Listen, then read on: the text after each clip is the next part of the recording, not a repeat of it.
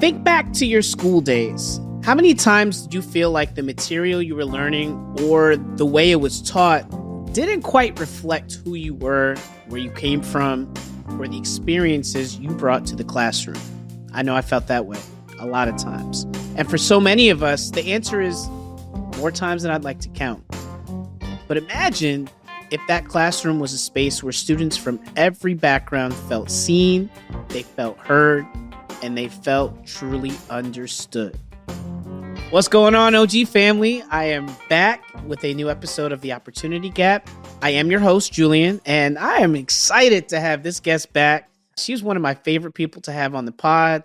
We are joined by Afrika Mills. Afrika is an education consultant, a published author, by the way. She's been an educator since 1999 and has experience as a classroom teacher, instructional coach, teacher developer, all-around great person. So, Afrika, welcome back to the show. How's life? How you been? Everything's good. I'm so excited to be here. Thank you so much. All right, perfect. So we're talking tonight about cultural responsiveness. And so I really want to get into, before we get to the how, we got to talk about the what. We have to define things for folks so they know what we're talking about. Yeah. We've heard the word culturally responsive. Those words are thrown around a lot, especially in the last 4 years or so. But as an expert and an author and an educator and a consultant and all the things, how would you define culturally responsive? What is that?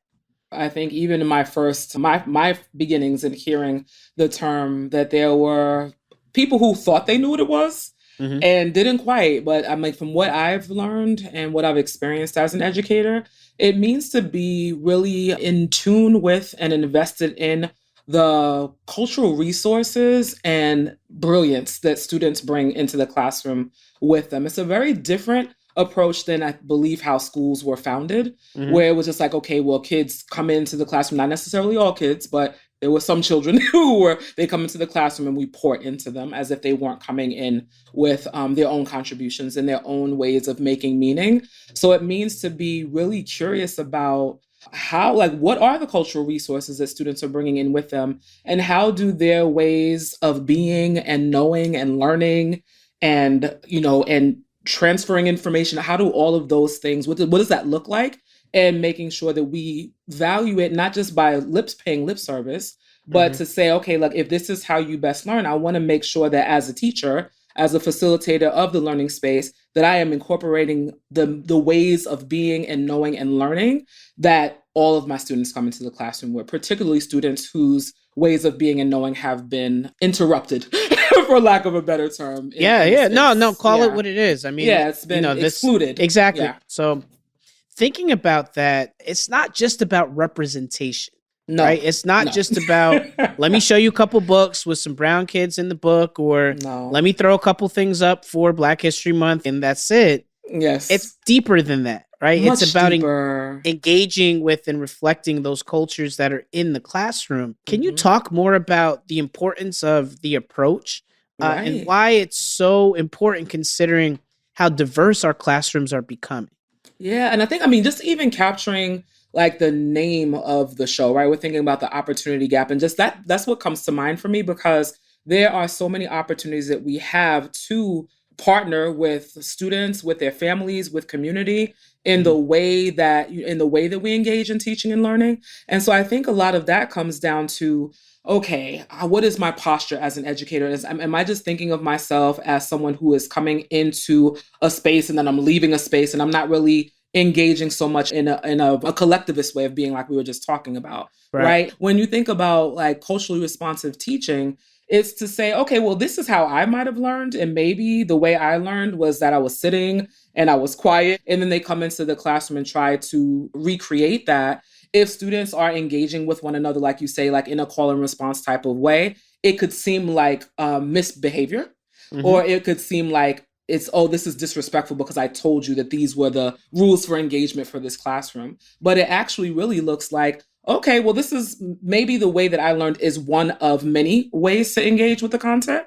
And so how do I go about finding out, like, not seeing students as being disrespectful or not following the plan, but having them be co-creators in how we're learning and seeing the value of that, because it's kind of like what you were saying too. I think unfortunately the way that it can come across is like, oh, if we have, I've seen this even too, like in math curriculum, it's like if we have a word problem and we name the kid in the word problem Tyrone, then that means that that's gonna be it's gonna be engaging Exactly, for Black right? kids, right? Yeah, Right. It's just like, or but no, right. So I mean, if I'm listening, to our conversation so far, Africa is really speaking to the intentional thoughts of our teachers as they create space where there's a relationship that's embedded of respect and respect for absolutely. oneself, but also respect for the cultures that are coming in. I'm interested to hear, just in terms of the research you've done. I mean, you are a leading expert nationally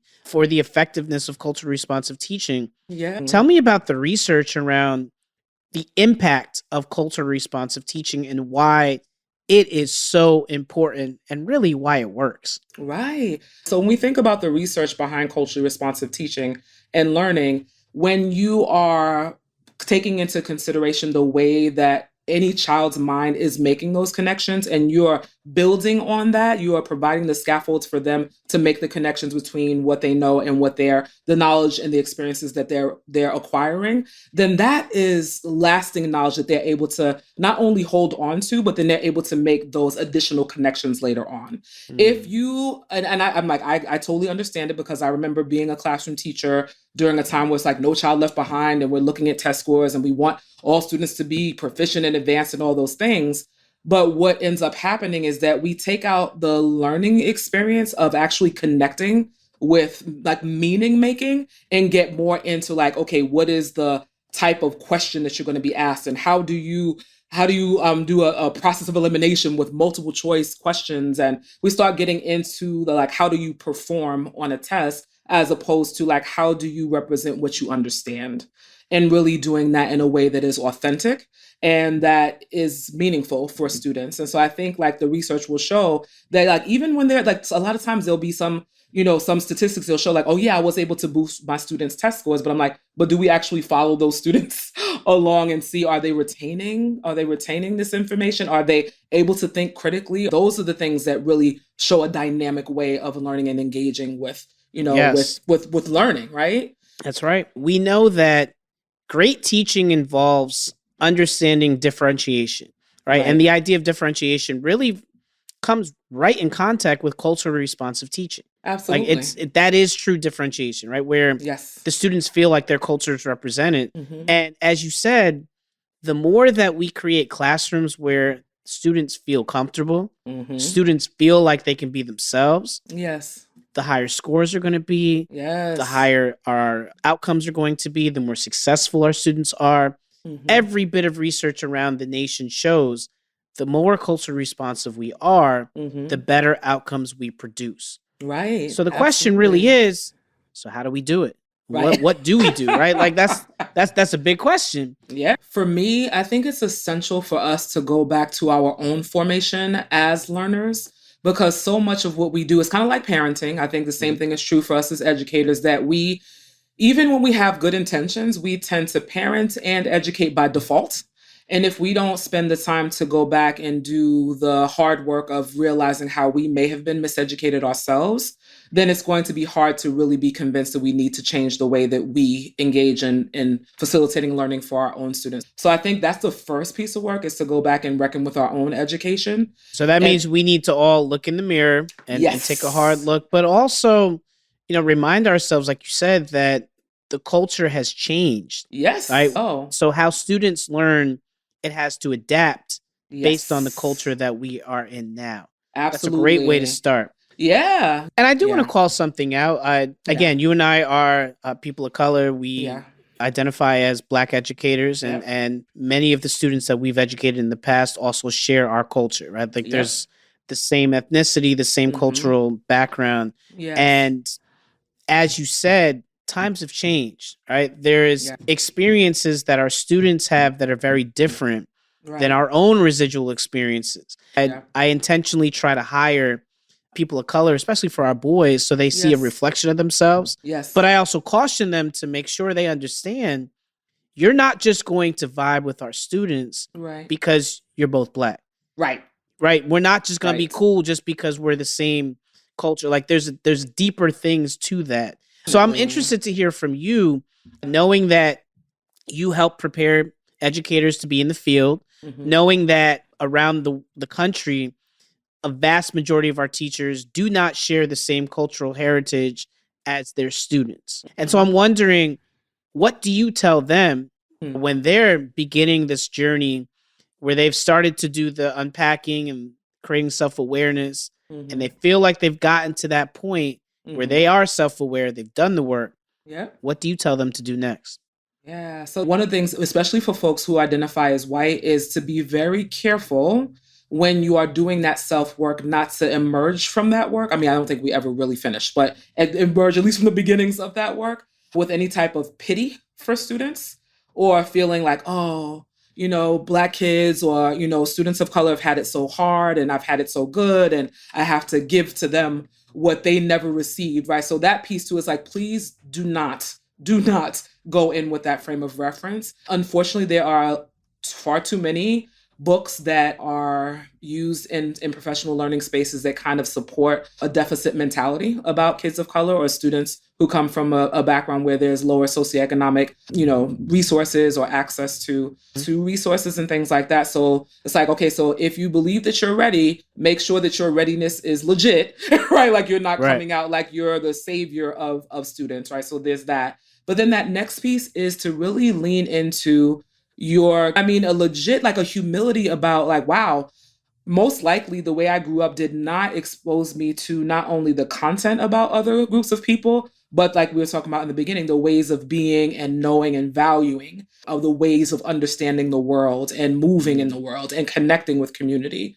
And so really starting to say like, please don't see yourself as someone separate from the students in their community. Please understand the value of connecting with families, with connecting with community. You may not live in the community where you work, but that doesn't mean that you can't be intentional about relationship building, because families are their students, their children's first teachers. And so I think the next step is to make sure that you coming with a posture of like, yes, I need to be a learner. I need to be humble. I need to be curious, and I need to involve folks as much as possible. So I think moving, the next step is to partnering with people who do know, because there's a lot that we will not know, especially if we have not had those learning experiences ourselves. Oh, I love that you said the idea of partnership, right? Yes. And finding connections and really finding references that the students are aware of, right? Yeah, absolutely. And I would say too, the other piece is be aware of the fact that if this is something that's new, a different type of approach to teaching and learning for any educator, to be aware of the fact that there may be some fear in there, right? It's like, well, I don't know the community, or I don't know the parents, or this is not my experience culturally. So be careful to that you're not allowing your fear to manifest barriers that shouldn't exist. So I'll give a good example. So say you are like, okay, I do think partnering with families and communities is a good idea, but I'm making the assumption that because my students, their family members might be working or might have multiple jobs and might not be as available to come in and maybe do a talk during the school day. It's like, but you can ask them and they might be able to record themselves and send that to you. And you might be able to show that in the classroom, even if they can't come in live, right? So also being aware of the fact that fear may trigger, like creating almost like a protection around yourself from things that you're afraid of. But to say, no, I'm going to push beyond that. Yeah, I'm a bit uncomfortable, but I won't always be, right? So it's like, how do I make this work, as opposed to thinking about like, why might this not work? Yeah. So really asking for help. Yes, making sure that educators really just ask for help and like, listen, we can't do this by ourselves. Open the doorways and come on in. Like the door is open, come in. Yeah. So a culturally responsive classroom is important for everybody. Yes. But especially our babies out there with ADHD, with dyslexia, especially our Black and brown babies who might not be getting everything they need. Having a culturally responsive classroom is instrumental in their development. Absolutely. And in some cases, it's not happening. So our families that are out there listening, I'm interested, Afrika, from your perspective, what advice would you give to our families and our parents who want to help create or even support this culturally responsive classroom environment that you're talking about? even if the school is not necessarily extending an invitation, and my hope is that they are, but even if they're not, is to say, like, you have a place in that school, that you have the right to be part of your child's education, to be not only aware of what the plans are for your child, but to inform the plans for your child, because it's likely not only going to benefit your child, but it's going to benefit other children as well. I'm not saying it's easy, because time is always a challenge, but trying to partner with other families in the community too, so you're not doing it alone, is, and I don't mean necessarily like how like PTA or PTO or parent groups have always run, but really thinking about like, how do we come together to advocate for what's best for our children and to ensure that those are the things that are happening.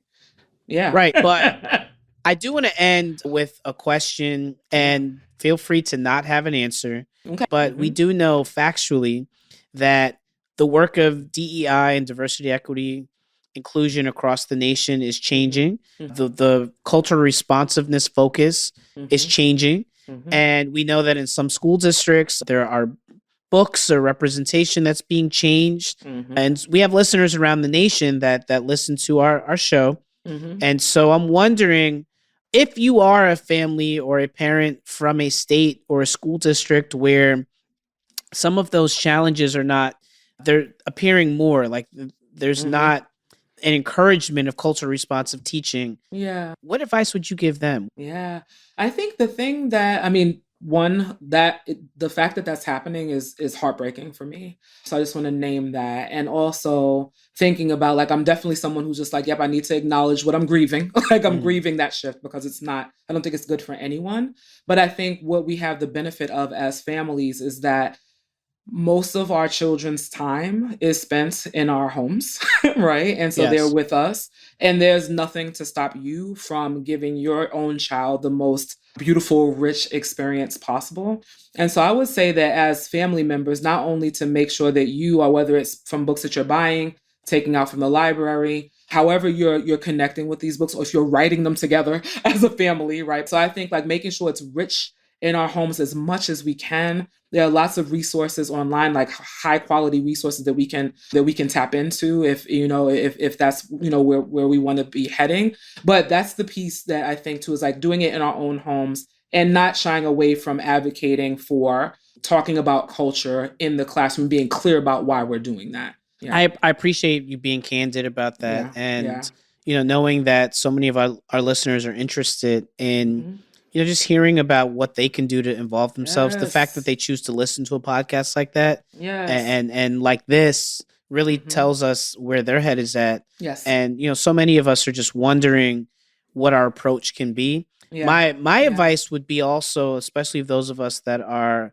Black and brown folks, we have a very rich tradition of education in our history and our community, and rich tradition of resurgence within ourselves, where there was a time and place where teaching us how to read was a crime. Say that. There was a time and place where we were not allowed to be in the same space as others. Yes. There was a time and place where we still do not get the resources that are equal to those that are not like us. Yes. And yet we still are able to thrive. We still get it done. And we're still able to produce high quality people and highly educated people, and people who are contributing to our society in a positive way. And so I'm very hopeful.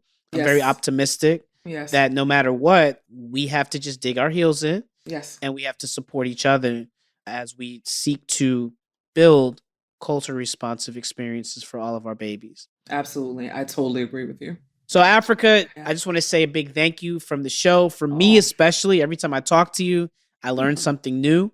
And the insights are valuable. Yes. The fellowship is valuable. Yes. And I just appreciate the work you're doing. Yes, the feeling is very mutual. Thank you so much.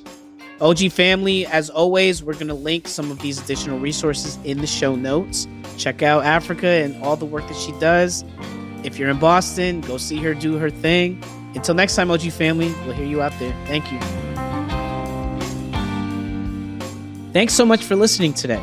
We love hearing from our listeners, so if you have any thoughts about today's episode, you can email us at opportunitygap@understood.org. And be sure to check out the show notes for links and resources to anything we mentioned in the episode. This show is brought to you by Understood.org. Understood is a nonprofit organization dedicated to empowering people with learning and thinking differences like ADHD and dyslexia. The Opportunity Gap is produced by the Tara Drinks and edited by Daniela Teo Garzon. Our theme music was written by Justin D. Wright, who also mixes the show. Ash Beecher is our supervising producer. Brianna Berry is our production director. Neil Drumming is our editorial director. Our executive directors are Laura Key, Scott Kosher, and Seth Melnick. Thanks again for listening.